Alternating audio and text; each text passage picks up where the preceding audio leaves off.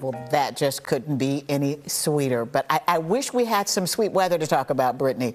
It would be nice. It would be Unfortunately, nice. we don't. Maybe next week, the middle of next week, I think a lot of us are going to enjoy when some cooler and drier air moves in. But we do have first alert weather days for today, tomorrow, and Monday, as we are looking at multiple rounds of strong to severe storms, with the greatest coverage going to be this afternoon. It'll be isolated tomorrow, and then that coverage goes back up on Monday. And our main concerns are large to very large hail. We're talking 2 inches in diameter or even greater, damaging winds, but we can't completely rule out some isolated tornadoes. We are in May, so a lot of times when we have that severe weather threat, the tornado threat can be lower, but it's not zero. And that's what we have as we head through the next 24 hours. So here's first alert futurecast. We're starting off with cloudy skies. It's definitely muggy outside.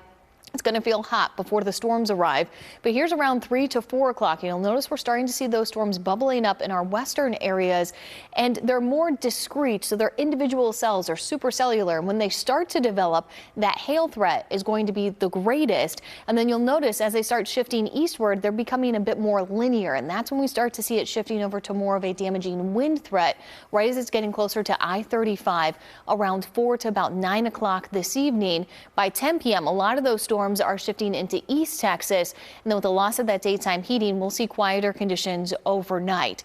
But it's definitely going to be warm and muggy. You'll want to stay hydrated if you're headed out today. You can see the cloud cover on First Alert satellite and radar, and we're already feeling like the mid 80s in some spots. It feels like 85 out of DFW and Denton, 86 in Mesquite, and 84 in Rockwall, and we're just before 10 a.m. this morning. So that leads you to believe that it's going to be really hot this afternoon, and it definitely is. We'll have those feels like temperatures getting up to around 96 to 98 degrees.